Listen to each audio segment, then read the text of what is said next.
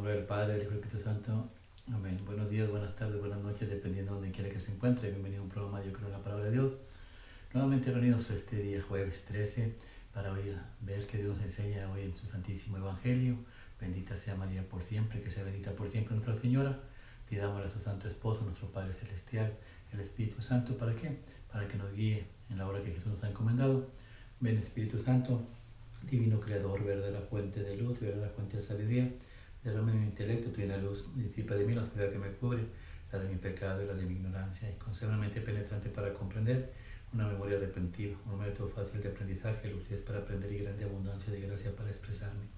Dirige, guía y hago entero la obra que Jesús nos ha encomendado. Te lo pedimos por Jesucristo nuestro Señor, que vive y reina por los siglos de los siglos. Es un solo Dios. Amén, amén y amén. Padre Dios Todopoderoso y Eterno, consagramos este programa al Sagrado Corazón de Jesús y al Inmaculado Corazón de María, pidiéndole a su divina intercesión para que por cada like, suscriptor o programa visto, nos conceda la liberación de un alma al purgatorio, no sea nuestra voluntad, sino la voluntad de nuestro Santísimo Padre. Santísimo Padre Jesús, purifica mi mente, purifica mi corazón y bendice mis labios para comprender primeramente yo lo que nos vas a enseñar el día de hoy y así proclamar digna y rectamente las buenas nuevas del Evangelio. Haz de nuestros corazones tierra fértil, Señor, para que la semilla que vas a plantar dé fruto y fruto en abundancia. Santísima Madre María, consagramos en tu Inmaculado Corazón los ojos, oídos, lengua y corazón, y en una sola palabra todo el ser de todas aquellas personas que ven este programa, incluyendo a sus esposos, esposas, hijos, padres, nietos, familiares, o hermanos, o amigos, o que no sean hermanos, amigos, familiares, pero forman parte del reino de Dios. Cuídanos, protégenos, bendícenos como hijos, cosa, propiedad tuya. Amén, amén, amén. Evangelio del día de hoy jueves, habla Señor, que tu siervo escucha. Primera lectura, Hechos capítulo 3, versículos 11 al 26. Como el paralítico curado por Pedro y Juan, no se les despegaba, todo el pueblo asombrado corrió hacia ellos al pórtico de Salomón. Al ver a la muchedumbre, Pedro les dirigió la palabra: Israelitas, ¿por qué les causa admiración esto y por qué nos miran de ese modo, como si por nuestro poder o nuestra virtud hubiéramos hecho andar a este hombre? El Dios de Abraham, de Isaac y de Jacob, el Dios de nuestros padres, ha glorificado a su siervo Jesús, a quien ustedes entregaron a Pilato y a quien rechazaron en su presencia cuando él ya había decidido ponerlo en libertad. Rechazaron al santo, al justo, y pidieron el indulto de un asesino. Han dado muerte al autor de la vida, pero Dios lo resucitó de entre los muertos, y de ello nosotros somos testigos. El nombre de Jesús y la fe en él es lo que ha robustecido los miembros de este hombre, al que están viendo y todos conocen. Esta fe es la que les ha restituido completamente la salud, como pueden observar. Ahora bien, hermanos, yo sé que ustedes han obrado por ignorancia, de la misma manera que sus jefes, pero Dios cumplió así lo que había predicho por boca de los profetas, que su Mesías tenía que padecer.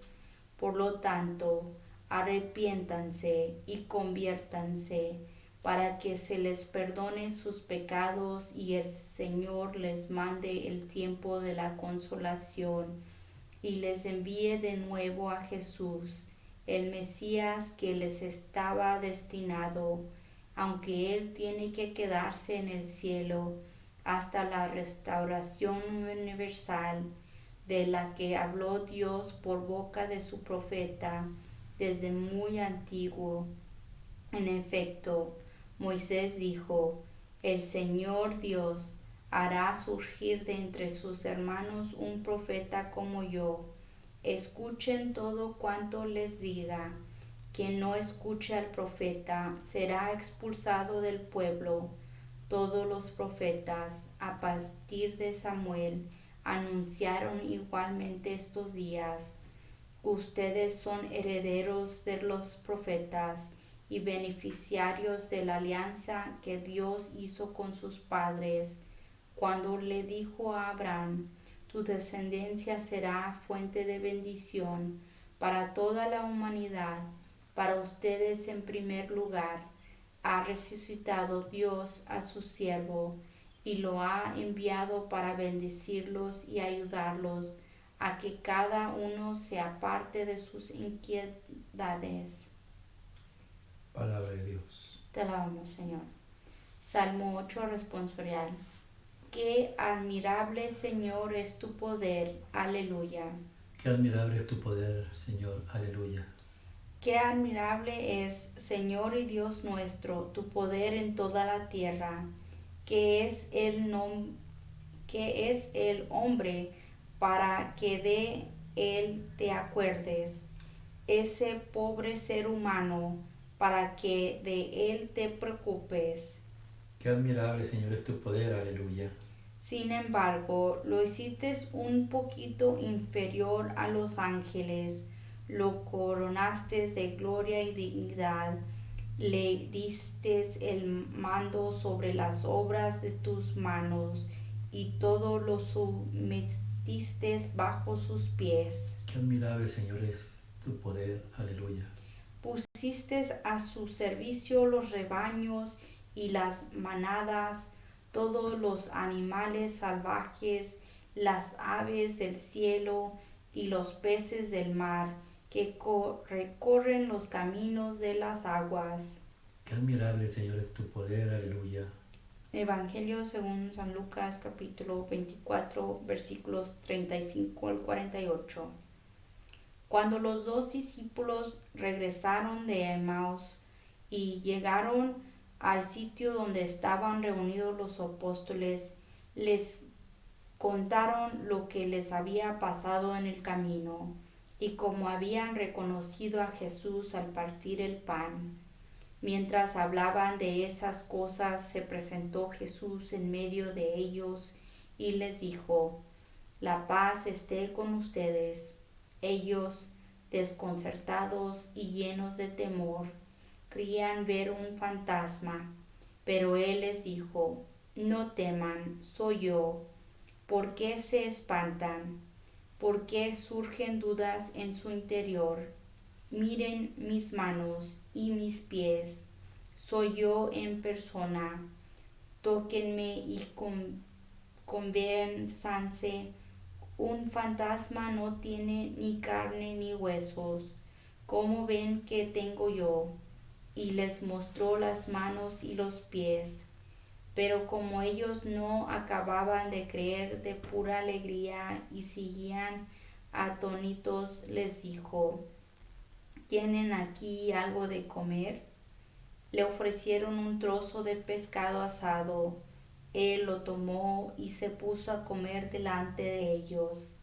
Después les dijo: lo que ha sucedido es aquello de que les hablaba yo, cuando aún estaba con ustedes, que tenía que cumplirse todo lo que estaba escrito de mí en la ley de Moisés, en los profetas y en los salmos.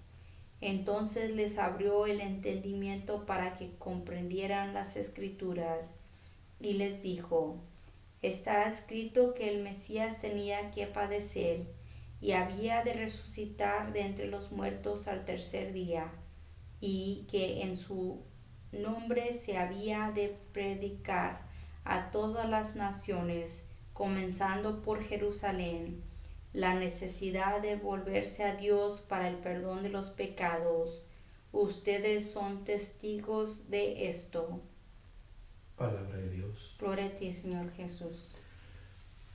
Dice: qué admirable, Señor, es tu poder. Y me pongo a pensar cómo a través de los tiempos Dios ha manifestado su poder en el pueblo de Israel, especialmente abriendo el mar, cómo los sacó de la esclavitud, cómo por medio de Elías bajó fuego, cómo, tantos milagros que a través de los tiempos Dios ha hecho, y sin embargo seguimos cayendo en el mismo error de no buscarlo, no acercarnos a Él. Dice en la primera lectura de Hechos de los Apóstoles, dice que Moisés decía que venía un profeta igual que él, dice, al cual ustedes tendrán que escuchar. El que no lo escuche quedará fuera del pueblo de Dios. Escúchenlo. Ese profeta pues, es Jesucristo, y Jesucristo al final del Evangelio nos dice que Él ha venido, ¿para qué? Pues para liberarnos del pecado. Ese pecado pues que nos lleva a la perdición. ¿Y por qué es importante recalcar esto? Porque en el Salmo dice que maravilloso, Señor, es tu poder, o es increíble el poder de Dios. Pero el poder, ¿por qué? Para las obras que hace, sí, pero también por lo que hace por nosotros. El llevarnos de regreso a la tierra a la que pertenecemos. No pertenecemos a este mundo. Por eso en el primer versículo del Salmo dice, ¿quién soy yo? ¿Quién soy yo para que te preocupes por mí? Para que tú me busques. Soy un simple ser humano. Y ese es el problema de todos los seres humanos, que no sabemos quiénes somos, de dónde venimos, a quién pertenecemos. Jesús le preguntaron, ¿tú eres rey? Y Jesús dijo, ciertamente sí, tú lo has dicho, pero mi reino no es de este mundo, mi reino es de allá arriba. Yo soy rey de arriba, no rey de abajo. Entonces existen dos reinos. De, Señor, ¿quién soy yo? O la pregunta sería, ¿a dónde pertenezco yo? Y nosotros pertenecemos todos al reino de Dios. Fuimos hechos en el reino de Dios, en el cielo, pero un ser maligno que se puso en contra de la voluntad de Dios, porque todos los seres, incluyendo nosotros, tenemos la propia voluntad de escoger lo bueno y lo malo. El ser maligno, Satanás, que Dios reprenda y lo mete en el infierno, decidió ponerse en contra de Dios. ¿Por qué? Por celo a que usted y yo seamos llamados hijos de Dios. ¿Cómo es posible que un ser humano de barro sea tu hijo, y yo, que soy el ángel más hermoso de tu creación, no paso de eso, de ser solamente un ángel? Y eso le dio su orgullo y convenció a la tercera parte de ángeles. ¿Para qué? Para que nos hicieran la guerra a Dios y a nosotros. Y nosotros fuimos arrojados a este mundo. ¿Por qué? Por la semilla que Satanás plantó en el corazón de nuestra primera madre Eva, nuestro primer padre Adán. El pecado no tiene cabida en el reino, fuimos expulsados, ahora nacimos de pecado. Y al estar en el pecado no podemos pertenecer a Dios. ¿Quién soy yo, Señor, para que tú manifiestes tu poder, de ese poder tan grande en mí? ¿Quién soy yo para que te preocupes por mí? Eres mi hijo, dice el Señor. Tú, yo, todos somos hijos de Él. Y tanto nos ama Él que nos dio a su propio Hijo primogénito. ¿Para qué?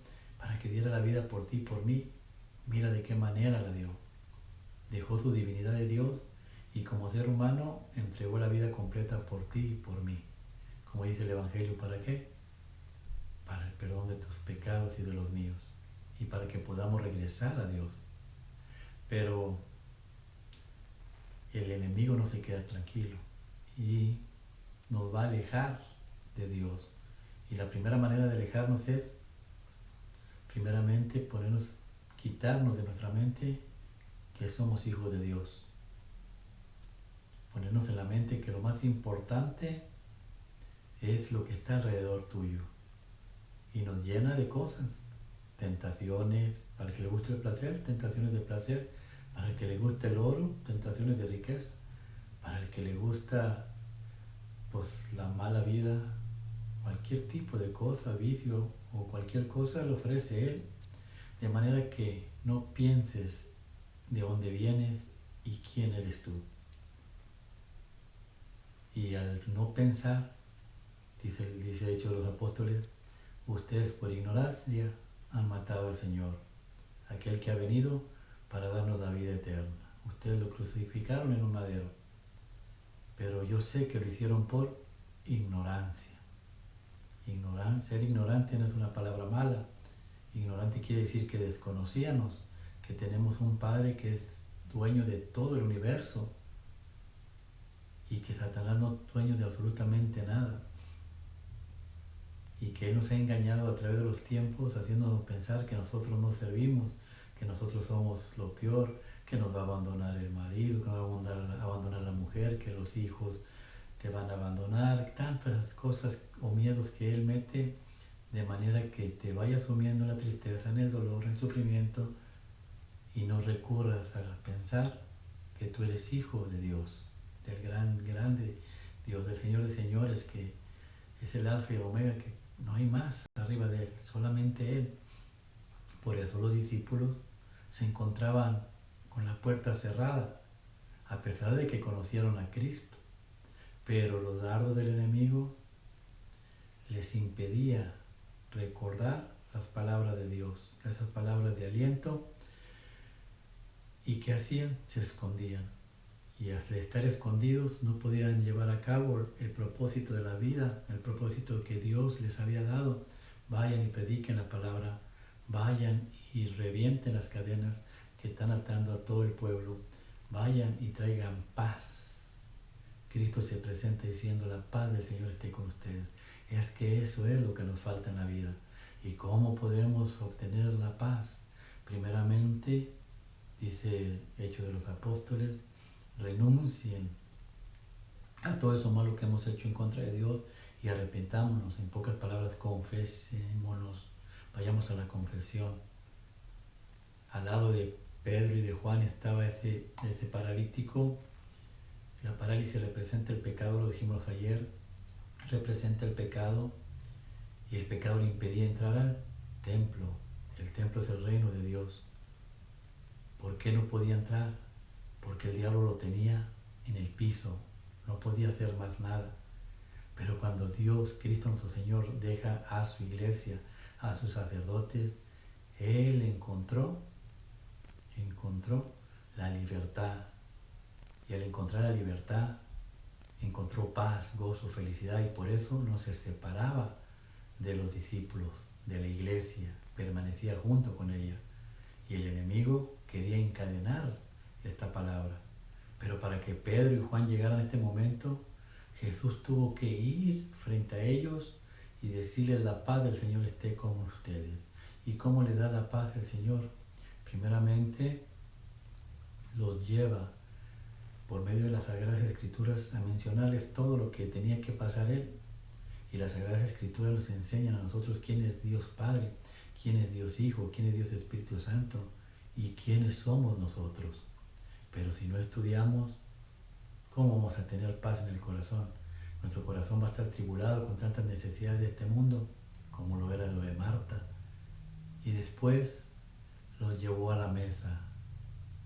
Después de que ya se confesaron, ya se arrepintieron, ya están predicando, están leyendo la palabra, ahora van a la mesa.